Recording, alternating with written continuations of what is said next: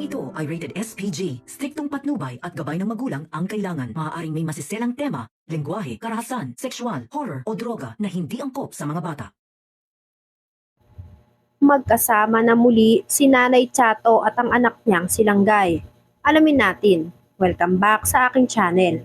Mga kaganapan sa Lilet Matias. Nawat na ni Kurt si Lilet sa pakikipagsagutan kay Eira at wag nang patulan si Eira dahil hindi naman daw away ang pinunta nila sa burol kundi i-check si Langgay kung kamusta gaya ng utos ni Nanay Chato sa kanila at gawin na nila para makaalis na sila sa burol. Paghanap nila kay Langgay, narinig ni Lilet na may nagsisigaw sa loob ng bahay. Pinapagalitan pala si Langgay ng kapatid ng asawa niya dahil hindi ayos ang sagot nito sa mga pulis at pinipilit nito na sabihin ni Langgay kung ano ang sinabi niya sa mga pulis at kung bakit hindi nito nasagot ang maayos ang tanong ng mga pulis. Napakadali lang naman daw ng tinuro niya kay Langgay na isasagot niya sa mga pulis. Sinabi ni Langgay na ayokong makipag-usap sa mga pulis, umuwi na lang tayo. Kaya naman nang marinig ni Lilet ang sigaw ay nagmadali siya para tignan kung ano ang nangyayari. Nakita niya na sinasaktan si Langgay ng kapatid ng asawa nito. Nangialam na si Lilet sa ginawang ito kay Langgay dahil hindi tama ang ginagawa nito. Sinabi ni Lilet na bitawan mo siya. Pwede ka naming kasuhan ng physical injury sa ginagawa mo. Sumagot naman sa kanya ang kapatid ng asawa ni Langgay na physical injury mo mukha mo. Di ba ikaw yung abogado ng kriminal na yon? Anong ginagawa mo dito? Ang kakapal ng mga mukha nyo. Nagpaliwanag si Lilet na hindi kami pumunta dito para manggulo. Gusto lang naming kamustahin si Lovely. Kaya naman, sinabi ng kapatid ng asawa ni Langgay, na kunin nyo na siya dito, umalis na kayo dito, hindi ko yan kailangan. Habang litong-lito na nga si Langgay sa nangyayari sa paligid niya, hindi na din mapakali si Langgay. Samantala, sinabi ng kapatid ng asawa ni Langgay na hindi ka na pwedeng umuwi sa amin, akin na yung bahay na yun. Kaya naman nagalit si Kurt at pinahinto ito. Sinabi ni Kurt na teka, hindi nyo ho pwedeng palayasin si Langgay. Bahay niya yun. Bahay yun ang nag-ampon sa kanya. Pero sinagot naman siya nitong kapatid ng asawa nito. Bahay nga yun ang nag-ampon dyan sa sintu-sintu na yan. Pero nilipat na yon sa pangalan ng kapatid ko bago mawala ang umampon sa sintu-sintu na yan. Dahil walang kaalam-alam daw itong si Lovely kung paano humawak ng negosyo. Kaya matalino din daw ang umampon dito kay Lovely dahil hindi niya iniwan ang negosyo nila dito. Kaya wala na siyang karapatan doon. Sumagot si Lilet na meron pa din dahil patay na ang asawa niya. Napangisi naman ito kay Lilet. Sinabi niya dito na walang bisa ang kasal nila at hindi ito rehistrado, kaya wala siyang karapatan at sa akin may iwan ang bahay at ang bigasan. Kaya yung babae na yan walang karapatan sa mana, kaya kunin nyo na yan, lumayas ka na.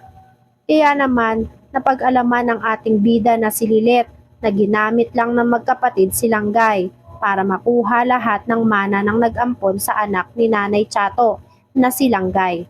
Para sa kanila ipangalan ang bigasan at bahay dahil alam nilang walang kaalam-alam si Langgay sa pagpapatakbo ng negosyo dahil sintu-sintu nga daw ito. Samantala kinabukasan, hindi pa nga tapos ang pangiinis ni Eira kay Lilet dahil pagharap nila na ay binantaan pa din niya si Lilet na maghanda na dahil ilalampaso niya ito sa korte. Kaya inasar din siya ni Lilet na talk to my lawyer habang nag-gesture ng kamay na parang puppet. Inis na inis naman si Eira sa pinakita ni Lilet na ugali nito sa kanya. Samantala, inaya ni Ramir si Trixie para kumain sa labas. Tuwang-tuwa si Trixie dahil makakasama at masusolo niya daw ang daddy niya para makapag-banding silang dalawa. Nakarating na sila sa restaurant. Masayang masaya si Trixie.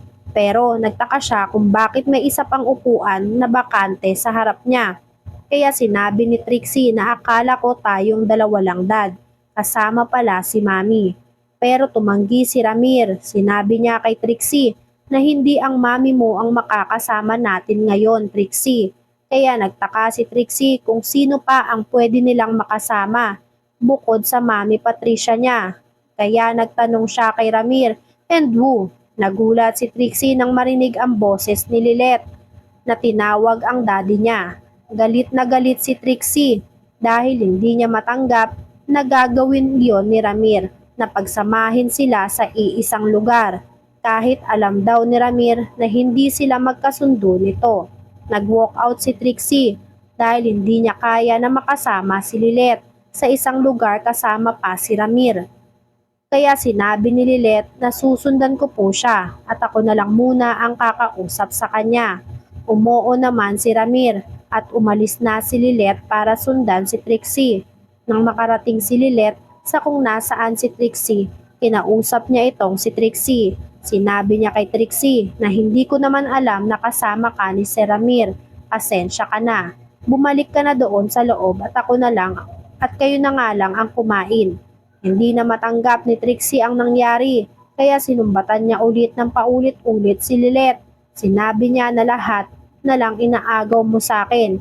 Inagawan mo na nga ako ng kalayaan na mamuhay ng tahimik, aagawan mo pa ako ng daddy. Todo paliwanag naman si Lilet dahil hindi daw yun ang intensyon niya dahil nagulat lang siya nang kontakin siya ni Ramir. Samantala, pag uwi ni Lilet, ikwinento agad niya sa tinang niya ang nangyari. Okay na daw sana nung una dahil kinontak siya ni Ramir para makipagkita sa kanya. Pero hindi niya akalain na kasama pala si Trixie. Kaya siya napahamak at napagsalitaan na naman ni Trixie ng kung ano-ano. Kaya pinayuhan siya ni tinang niya na ganun talaga ang buhay. Merong taong mabait sa'yo, meron ding tao na pilit kang ibababa para masira ka. Pero laban lang daw sa buhay. Dahil darating ang panahon na hindi na siya apak-apakan pa ng ibang tao. Samantala, kinabukasan, pinayagan si Ramir na mapanood ang arraignment ng kaso nga hawakan ulit ni Lilet. Hindi niya akalain na makikita niyang muli si Meredith, kaya naman gusto niyang maglakas ng loob para sabihin dito na si Lilet ang anak nila. Pero dahil sa arraignment sila ay pinigilan siya ng kaibigan niya dahil hindi daw ito ang tamang panahon para doon dahil baka mawala daw sa focus itong si Lilet sa unang arrangement ay maging dahilan pa nga ito ng pagkatalo ng kaso ni Lilet. Kaya naman pinigilan na lang ni Ramir ang sarili niya, alang-alang na lang dito kay Lilet. Pero hahanap na lang daw siya ng ibang araw at panahon para makausap ulit si Meredith. Magkakaharap pa kaya itong si Meredith at si Ramir? Malalaman na kaya ni Meredith ang katotohanan? Yan nga ang mga kaganapan at mga dapat nating abangan dito sa Lilet Matias. Kung gusto nyo pa ng mga ganitong klaseng video ay mag-subscribe at i-like itong video na to. Maraming salamat po.